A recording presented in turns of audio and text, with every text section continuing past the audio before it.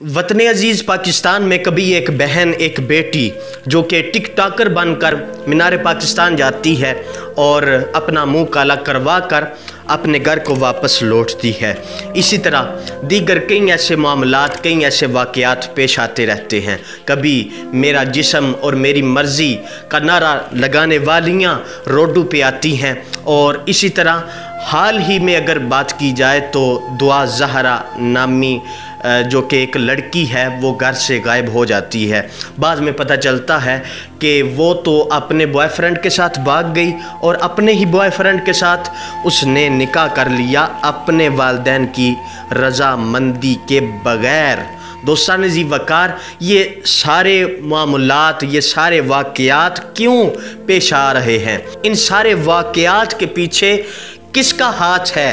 आखिर ये वाक़यात दिन ब दिन बढ़ते ही चले जा रहे हैं, क्यों? तो फिर सुनिए, वो सब कुछ, वो ड्रामे हैं, वो फिल्में हैं जिनमें ये सब कुछ दिखाया जा रहा है, सब कुछ बताया जा रहा है कि शादी से पहले क्या होता है, फिर शादी के बाद फसाद वो कैसे घर में बर्पा करना है, उसके बाद फिर तलाक कैसे होनी है, उसके बाद फिर तनकीद। ये सब कुछ सारे मामलात वो ड्रामों में दिखाए जा रहे हैं, ड्रामों में बताए जा रहे हैं। उरयानी फहाशी को प्रमोट करने वाले वो ड्रामे जो कि हकीकत बनकर हमारे घरों तक पहुंच चुके हैं। दुआ ज़हरा नामी लड़की का जो एक कहानी किस्सा है, यानी कि घर से भागकर निकाह कर लेना, इस निकाह को वो लव मैरिज के तौर पर बताने की कोशिश कर रहे हैं, और ये कहने की वो कोशिश कर रहे हैं कि उसने कौन सा गलत काम किया है, निकाह ही किया है ना। चले वो घर से भाग गई है तो उसने निकाह कर लिया है, तो लिहाजा उसके वालिदैन को चाहिए कि वो उसको कबूल कर लें। कौन सा उसने गलत काम किया है? तो फिर मैं ऐसे यूट्यूबर्स जो हमेशा गंद फैलाने की कोशिश करते हैं, अच्छे यूट्यूबर्स भी हैं जो हमेशा मुस्बत बात करते हैं, लेकिन ऐसे भी कई नाम नहाद यूट्यूबर्स हैं कि जिनको हमेशा गंद नज़र आता है और गंद में वो छलांग लगाने की कोशिश करते हैं, उनको कोई मुस्बत चीज़ नज़र नहीं आती। तो ऐसे यूट्यूबर्स से मैं कहना चाहता हूँ कि वो वालिदैन जो एक अपनी बेटी की खातिर ज़िल्लत तक पहुँच चुके हैं, यानी कि सारी दुनिया तक उनके घर की खबरें पहुँच चुकी हैं, तो ये एक ज़िल्लत तक ही वो पहुँच चुके हैं ना एक बेटी की वजह से। तो वो यूट्यूबर्स जो अब भी कह रहे हैं कि इनके वालिदैन को चाहिए कि इनको माफ़ कर दे, तो मैं उनसे कहना चाहता हूँ कि तुमने ये बात उस दुआ ज़हरा नामी लड़की या उसका जो शोहर है, बॉयफ्रेंड है, उसको क्यों नहीं कही कि जाओ अब तुम जाकर अपने वालिदैन के पाँव पकड़ लो, माफ़ी मांग लो, वो तुम्हें माफ़ कर देंगे। कुछ खुदा का खौफ करो। तुम आने वाली नस्लों को या जो हमारे नौजवान हैं उनको क्या पैगाम देना चाह रहे हो कि बस ऐसे ही अपने वालिदैन को जब चाहा छोड़ दिया और जाकर लव मैरिज कर लिया? जब ये सवाल किया जाता है कि तुम अपनी बेटियों के बारे में बताओ कि तुम्हारी अपनी बेटी अगर यही काम करे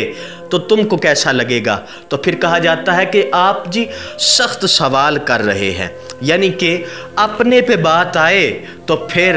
बात नाजायज़ हो गई, तो दूसरों पे बात आए तो फिर तुम्हें किसने ये हक दिया है कि तुम माइक उठाओ, माइक पकड़ के दूसरों के घर में जाके घुस के उनका इंटरव्यू लेना शुरू कर दो। इंडिया के अंदर जो हमारी मुस्कान बहन ने एक बुर्के के लिए, निकाब के लिए ऐलान हक बुलंद किया था, नारे तकबीर बुलंद करके पूरे का पूरा आलम कुफर अपने आगे लगाया था, वहाँ आप क्यों खामोश रहे थे? वहाँ अगर आप बोलते, अपनी मुस्कान बहन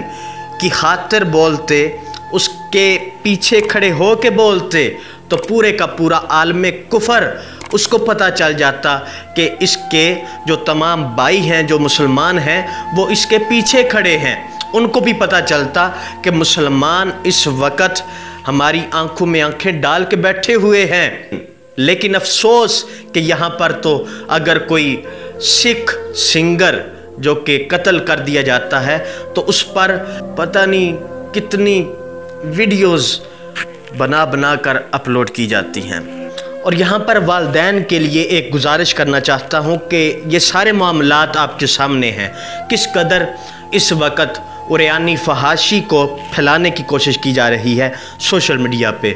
तो जब ऐसे मामलात आपके सामने हैं तो फिर आपको ये चाहिए कि आप अपनी औलाद के बालिग होने से पहले पहले ही ये सोच के रखें कि आपने अपनी औलाद की शादी कहाँ करनी है। 2 से 3 घर आप तलाश करके रखें और आप बार बार उनका ज़िक्र अपनी औलाद से करें, यानी कि आपका अपनी औलाद के साथ याराना दोस्ताना माहौल होना चाहिए, सख्ती नहीं होनी चाहिए अपनी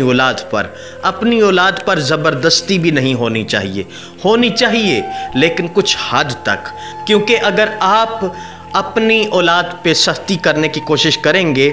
तो फिर आपकी औलाद अपने दिल के पर्सनल जो मामलात हैं उनके और अपने दिल के अंदर उनके जो ख़यालात हैं या वो कोई भी मशवरा करना चाहते हैं तो फिर वो आपसे नहीं करेंगे बल्कि वो अपने यारों बेलियों दोस्तों के साथ करेंगे। जब आपका अपनी औलाद के साथ याराना दोस्ताना माहौल होगा तो फिर इस तरह वो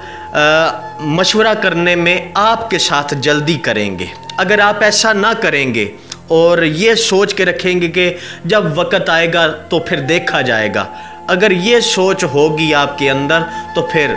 आप देख सकते हैं सोशल मीडिया पे कि क्या से क्या कुछ हो रहा है। शादी तो आपने अपनी औलाद की करनी है, एक ना एक दिन करनी है, तो फिर क्यों ना आप पहले सोच लें कि आपने अपनी औलाद की शादी कहाँ करनी है, या आप अपनी औलाद से पूछ लें कि उन्होंने